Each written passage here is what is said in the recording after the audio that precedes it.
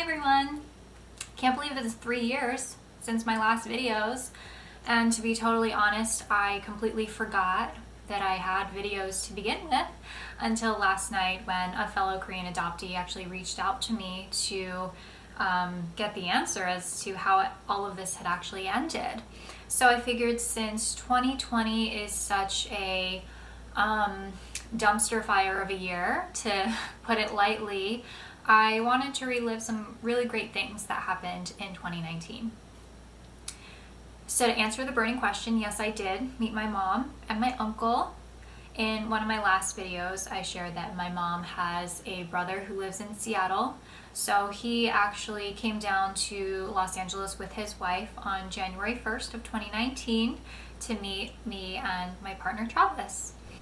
They are such lovely, warm, funny, amazing people. It felt like we had already known each other for a long time, which was unexpected. I thought it would actually be more awkward than it was, but we fell very naturally into conversation, which was a really cool thing. And it was so crazy to be sitting at a table with a person who was blood related to me and looked like me. And I don't mean in, the general way of if you are like myself, who is an Asian American who grew up in an extremely, extremely white area, to then go into the rest of the world and see another Asian and be like, oh my God, a face like me. It was not like that. I mean, literally sitting at a table and looking at a man whose face looked like mine. And you could tell, like, they belong together. It was crazy. I didn't know what that was like. I had never experienced that growing up. There was a point where my aunt was looking at me and she said, "You look so much like her," meaning my mom. And I lost it. Sitting at the table with two people who knew my mom and had a relationship with her, it made it feel like she was closer to me. It made it feel like she was more attainable to me. She was easier to reach for me. They also showed me pictures of my other aunts and uncles, so that was wild as well. Going from having no family to having a much bigger family than you thought. Yeah, they showed me pictures of aunts and uncles and two little cousins that I have who apparently look nothing like my mom's side of the family. Yet here I sit, a carbon copy of her. And at this point in time, when we met with them, Travis and I had already been planning a trip to Korea for that coming April, so spring of 2019. And so my uncle came prepared with approximately 700 brochures and maps and things so that we wouldn't get lost or kidnapped or whatever. But he also planned out what days he would be coming to Seoul. So his intention was that he would spend a couple days in Korea and spend one day with us so that he could bring my mom and be our translator. And that was desperately needed because I had been studying Korean. I had actually been doing really well, but then I got really lazy and I completely stopped. And I knew in January that by April I would not be where I needed to be able to speak with her. And I also knew that she didn't speak English, so without a translator, it wouldn't be the meeting that we would want. And to be honest, it wouldn't be the meeting that we would both deserve at that point. Fast forward to April, and we finally met my mom.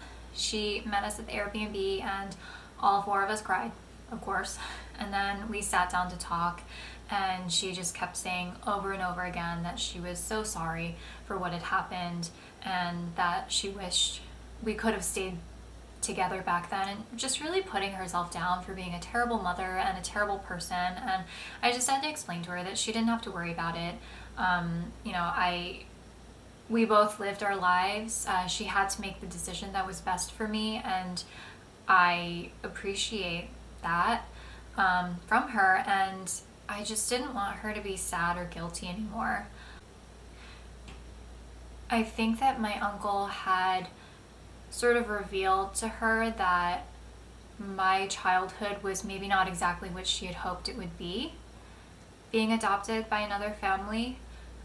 So I needed her to know that whatever had happened to me in my childhood, it made me who I am today, and I'm forever grateful for that. And at that point, this was just a new step for us, a new chapter, and we could put all of that behind us and just move forward together and build a new relationship together. And I didn't want her to continue to feel bad anymore and to feel this horrible guilt that she had had ever since I left her. She just kept holding my hand, squeezing my hand and brushing my hair and just being a mom, you know, giving me the sort of feeling inside that I never got from my adoptive mom. She showed me a picture of her other daughter, who interestingly enough also looks nothing like her side of the family. But she also told me that since she thought that I was placed with a family in Korea, she would always look for my face in the crowd. She would always try to look and see if she could find me. And to know that my whole life growing up, I really hated how I looked. To be honest, I just wanted to be a white person. But after I got over wanting to be a white person, I just wanted to look like anything other than what I did, because I didn't see any similarities to anyone else. I just felt like I looked weird and I looked so different and I was just never going to belong. It feels so special that I actually have the face that I do because it's hers. And so when we're sitting next to each other, there's no denying that we belong to each other as family.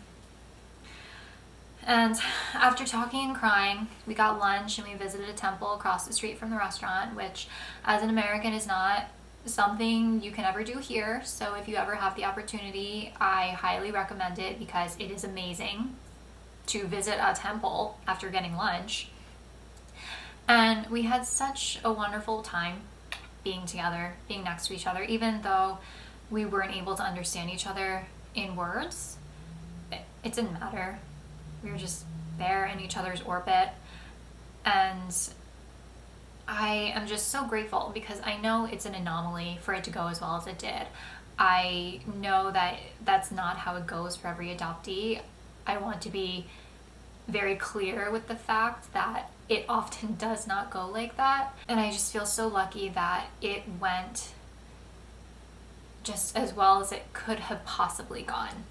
A few days after meeting my mom in Korea, I got engaged, yay. And in September of 2019, Travis and I got married, and I was actually able to have family there, which I never thought would happen.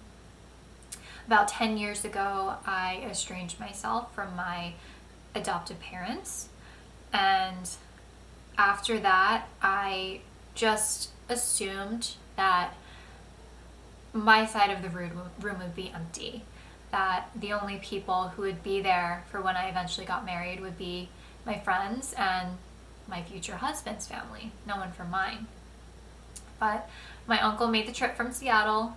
He spent a couple hours with us. He went to the ceremony, and even though my mom couldn't be there, it was so special to have at least part of my new little family there, and I'll never forget it. And it was such a great addition to a day that was already so amazing for me. So yeah, 2019 was pretty awesome.